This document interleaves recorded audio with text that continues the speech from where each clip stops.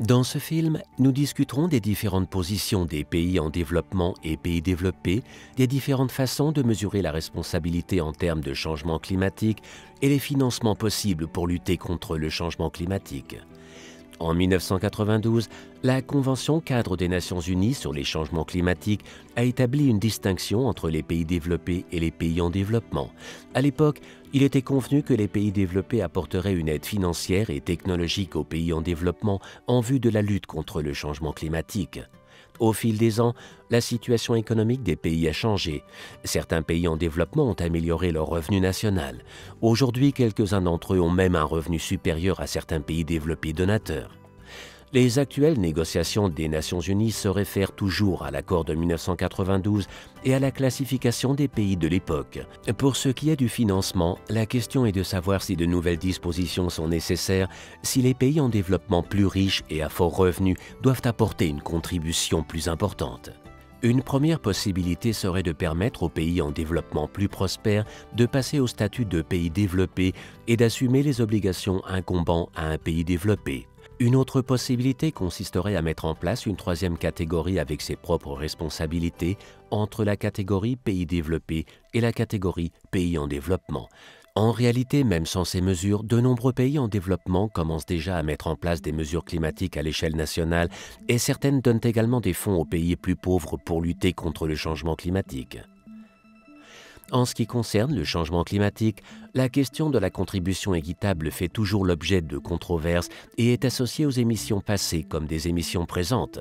Ainsi, ce sont les pays développés qui ont émis le plus de CO2 depuis la révolution industrielle, même si les pays en développement sont en train de les rattraper.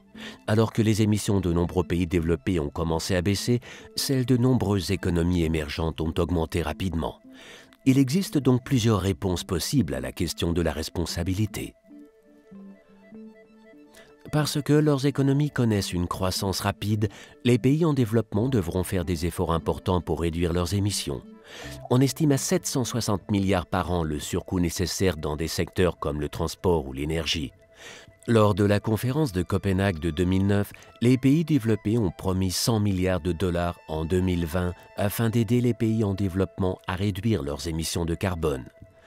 La conférence de Paris fixera un plan d'action sur le climat d'ici 2025 ou 2030. Il est possible que les pays en développement cherchent à négocier une augmentation des engagements pris à hauteur de 100 milliards de dollars.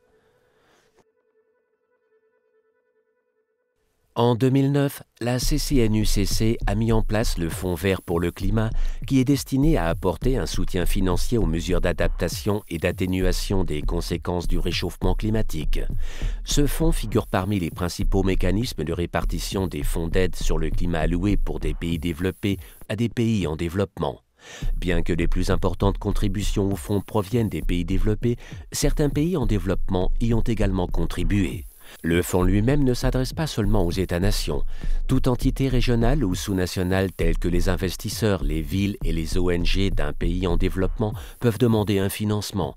Si cette possibilité peut encourager la société civile à renforcer son engagement, elle implique également un affaiblissement du contrôle national. Les financements pour le climat sont coûteux, or l'argent public se fait rare.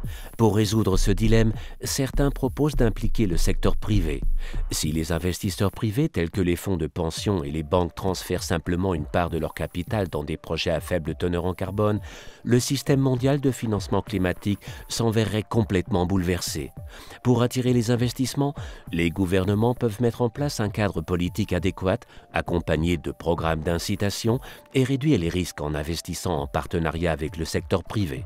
Si la plupart des pays soutiennent l'usage de financements publics et privés, certains pays en développement ont insisté sur la nécessité que l'aide climatique accordée dans le cadre des négociations des Nations Unies consiste en majorité, voire intégralement en fonds publics. Il est impossible de forcer les investisseurs privés à apporter des fonds. Les pays en développement peuvent donc craindre que ces derniers ne répondent pas à l'appel. À l'inverse, certains pays développés continuent de réduire leurs dépenses en raison de la crise financière mondiale et n'allouent donc pas d'importants fonds publics à l'aide climatique. Les effets du changement climatique causeront certaines pertes, quels que soient nos efforts pour anticiper ou nous adapter. Les pays ne parviennent pas à se décider sur la façon d'indemniser ces pertes. Les pays les plus vulnérables souhaiteraient sans doute un fonds des Nations Unies dédié aux indemnisations.